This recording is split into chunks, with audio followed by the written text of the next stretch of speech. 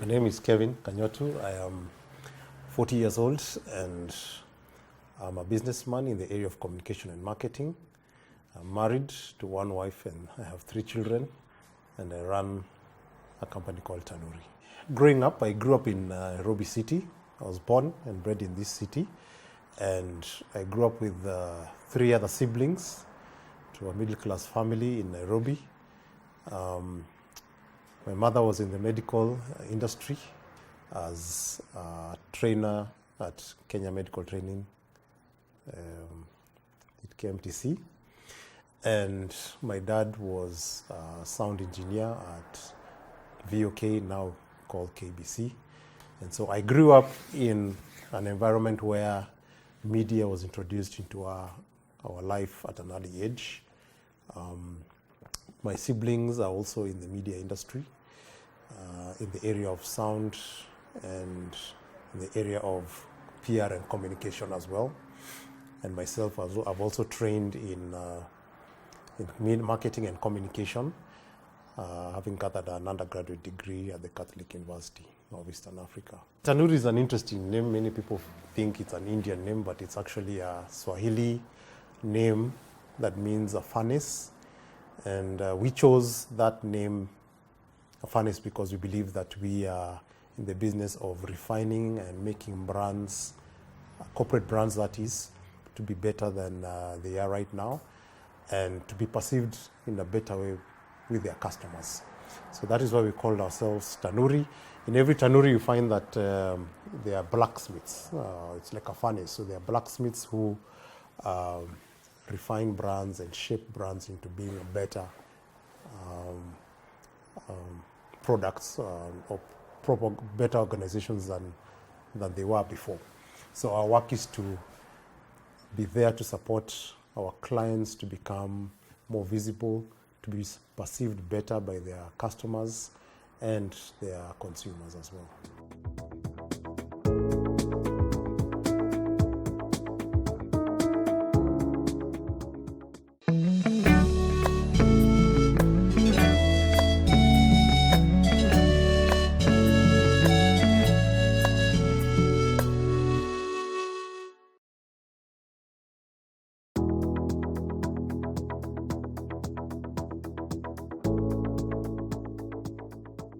Tanuri Agency was formed in 2015 as a company, but we've been in business since 2009 as Swerve Media, which we then transitioned to the name Tanuri Limited. And Tanuri is in the business of creating communication messaging for corporates in the area of brand communication, in the area of video and TV messaging. And right now we're also focusing on digital media management for most of the corporates that we have. And this is in tandem of keeping abreast with the changes in the society. We know that everyone right now, after the paradigm shift from analog, we've all moved into consuming data and information through digital. So that is in the area of also digital media management, or what we call social media management for our clients. Digital media management for us is one essential service that we had to get into, because everyone in the world somehow is affected by it, whether you're in business or whether you are a consumer of digital content. You're one person who will come across the digital space one way or the other. So when you're looking at most of our customers who are fully reliant in the past on above-the-line media, that is TV and radio, and who are relying on programming to be able to place their advertisement. Right now, the digital is an open space where most, or probably, let's say 90% of customers out there are consuming information through the digital platform. So with the advent of the social media companies that came in and created a space for us to interact with one another socially, we've also found that we're interacting with one another intellectually and through business in the same digital spaces.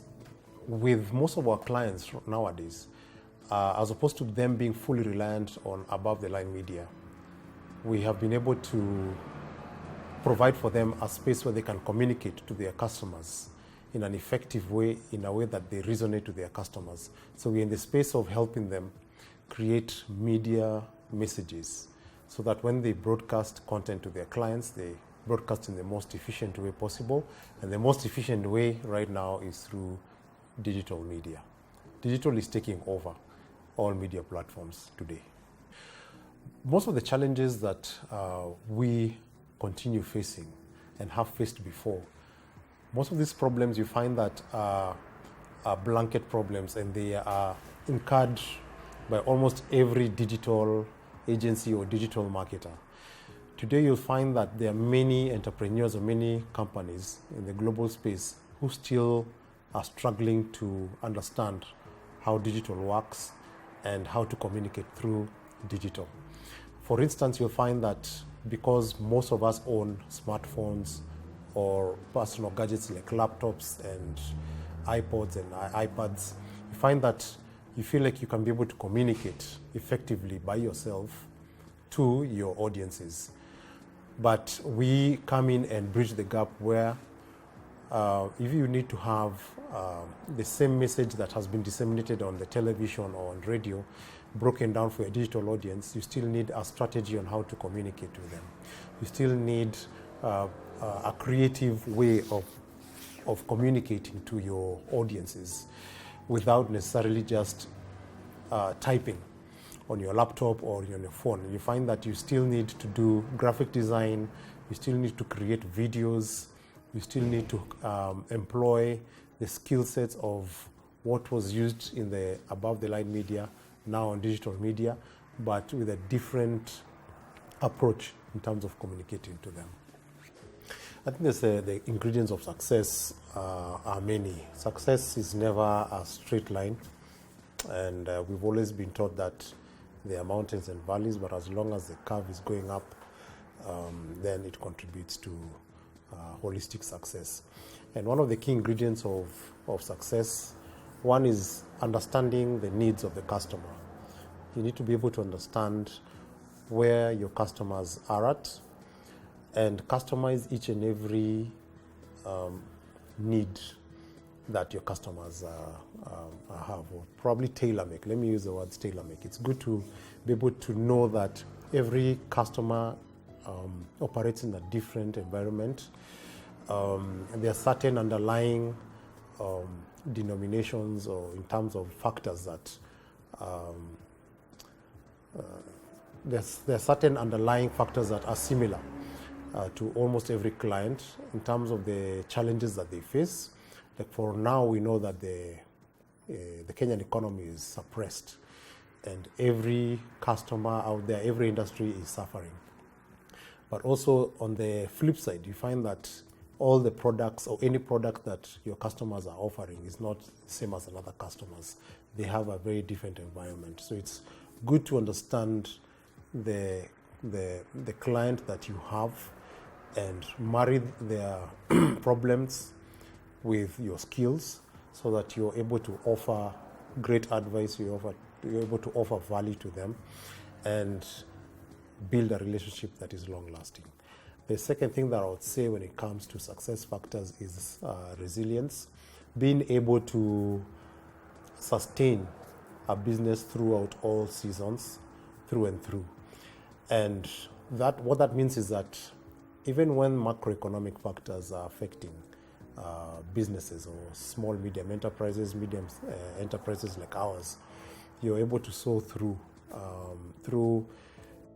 having, first of all, a team that understands the environment, a team that is able to adapt to change, a team that is able to have diverse skills, so that even when you have a team that is shrunk, you are still able to produce more than one skill set per staff that will be able to add value to the client. One of the experiences with some of our clients is in the area of forging good relationships. We see ourselves as not only consultants, not only people who have been gifted by certain skill sets, and they're offering certain skill sets to our clients, but also consultants who are friends, who have forged close relationships with our clients. And that has been able to help us understand one another, where most of our clients may be going through certain challenges in their business. We're able to understand what challenges they're going through, and we're able to at least adapt to the different life cycle of those businesses that they're going through. Another experience is in the area right now of digital. Most of the clients that we have been having, that we have right now, we used to serve them even before the paradigm or the full shift of digital. And being able to work with them in this journey over the years and trying to help them see that they also need to adapt to how they communicate and how they market their goods to their customers has been an invaluable benefit that they've seen or they've gathered from us. So learning to adapt to the changes of digital space. Digital space is changing every day. So keeping ourselves abreast with research, reading articles, reading what is happening globally, reading what Africa is doing to adapt to these changes, and also right now in Kenya, how we adapt to these changes is really important, so that we are always offering relevant and precise information that the customer needs to be able for them to make advertising and marketing decisions on behalf of their customers. When you're looking at team dynamics, it's very critical to hire for attitude and passion. Unlike the past, where all of us growing up, we know that the society has always been looking at how well have you been educated, what degrees do you have, what educational background do you have, and the perception is that if you have a degree from outside the country or a master's, you are probably PhD level, that you are a marketable person. And right now, we have experienced team dynamics where we look at, first of all, the attitude. We hire for the right attitude, we hire for passion in an area. And sometimes you may not even be educated in a certain area, but you find that you learn on the job and you grow into a space which you had never thought of in your career. So when you look at team dynamics, also culture is very critical. When you look at how we work with one another, at Tanuri we work with one another as a family. We've also extended ways where we can all benefit from one another, like, for example, having a chama within the office where we can address personal needs or needs that are beyond the duty of the office. So we've been able to create a culture that is open. We have flexible hours as well in this company, where we don't restrict people to working certain hours, Monday to Friday, 8 to 5, because we believe in results. Being a results-based company is what matters more than how many hours you put into the company. In terms of leadership, we believe that every person is able to lead in their capacity, is able to offer leadership skills in whatever area of the company they serve. One of the things that personally I do, I read a lot. I also have mentors who I talk to, people who I work with, who are able to tell me in life's journey ahead, which they've already gone through, these are the things that you need to look out for. These are the challenges, the successes that they have faced that I also need to learn from. And when you look at also the area of intellectualism, we need, right now the internet is available to almost everyone. And it's a key resource for us to be able to get materials, learn and read from the internet. There's vast material that is online in whatever area or field that you are in. Also attending workshops, attending exhibitions, attending fora where other entrepreneurs are also sharing ideas is something that, as a leader, that I really encourage, and I have done myself, and I continue to do so, not only in the area of media, but also in other areas that right now that I'm also venturing into, in areas of real estate, in areas of parenting, being a guide to other parents.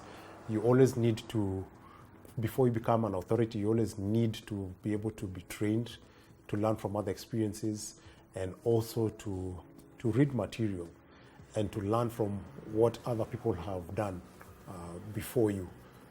And that becomes like a whole bouquet of resources that you can use to further your leadership skills. Crazy decisions are always being made. In your mind, you're always thinking through ideas. You're always thinking through how can we be unique and offer a different array of services to our clients. Crazy decisions, one has been, first of all, just moving out from the CBD and settling in an area which is not familiar with so many upcoming SMEs and medium-sized companies. So we are out of town. We're in Nairobi, yes, but we are in the metropolis of Nairobi, between Kajiado and Nairobi. And such a move, everyone will be wondering, why would you go so far?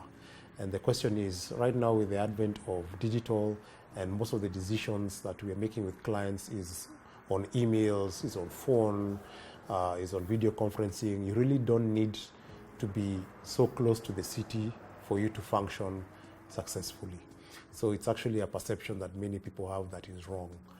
Also, being able to, another crazy idea is also just going and making cold calls and going to a company and saying this is what you have to offer. That has been an old-fashioned way of looking for business, especially when you're marketing and selling your business. But at times, you're just calling a company and just requesting, I need to make rapport with the key decision maker in our customer or this potential customer. And can I meet you out and share with you what I have? And sometimes I've done that, and that key decision maker in that particular company finds it a bit awkward where you're saying that you have to meet outside the office to be able to make business. But sometimes you find, because some of these key decision makers are in an office and they are being bombarded with so much in their offices, decisions that they need to make, stuff that they need to interact with, they're not in the mental space to actually meet with you and listen to you with undivided attention. So often I've done crazy things like that, where you'd call someone and say, I would really love to meet you. I know you're a key decision maker. Just give me 10 minutes of your time. We don't have to meet at your office. We can meet even somewhere over lunchtime or at a particular forum.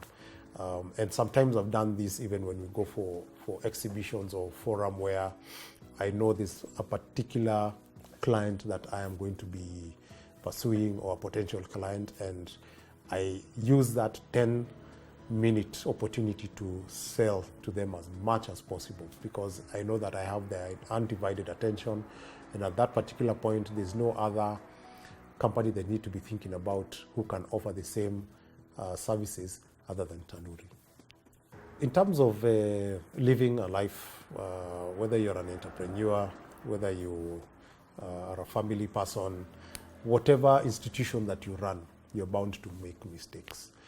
And mistakes, sometimes you know that you're doing something wrong and can also affect other people. For example, it could be a decision that you've made to not pursue a certain line of services which you feel like you're skilled, but you decide to kill that service so that you can focus on one particular service.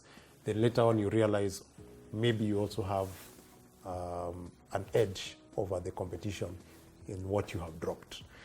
There are times that we have made mistakes, like trying to focus on a particular industry. Like for us, most of the clients happen to be in manufacturing, and we had made the decision that we're not going to work with service companies so that we can be the company that is known for helping FMCG or manufacturing companies out with their advertising and marketing needs. And that I'm afraid that the economy has not been as vibrant in the area of FMCGs and manufacturing. So we find that even when a client in the service industry would call us to help them out, at some point we were not focusing on them. But now we have to focus on almost every client, and we realize that the key differentiating factor is not really in whom we are working with, but it's in what we do as a company. An interesting campaign that we've done. One of our clients happens to be Festive Bread, and one of the campaigns that we have done that is interesting is where we were one of the first agencies to be able to take a bread company as a company that can be able to offer recipes that will teach children and mothers on various ways of using bread in their home. So we've been able to convert this company to be perceived as a company that offers a staple product.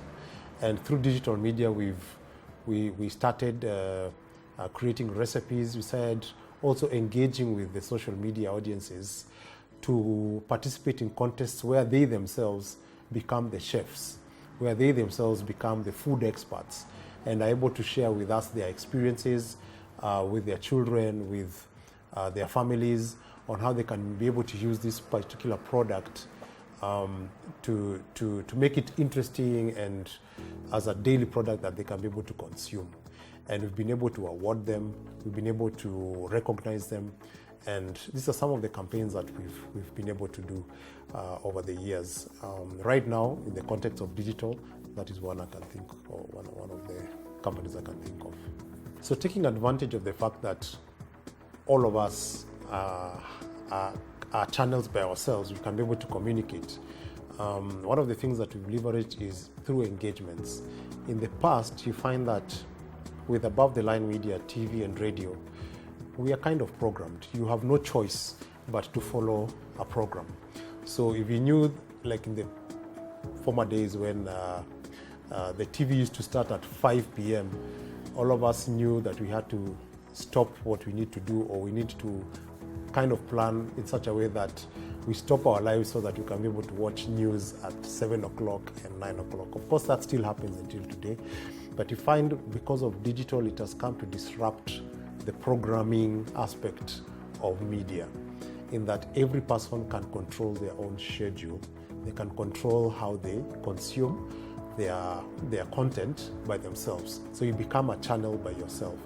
And one of the ways that we've turned around that to benefit our clients is now giving the consumers a platform to engage with the client's products directly through such things like contests, such things like direct complaints where they find their products are not doing well. We've been able to leverage customer relationship management services on behalf of our clients through the digital platform, which helps them make better decisions, helps them respond to customer complaints so that they can serve their clients much better.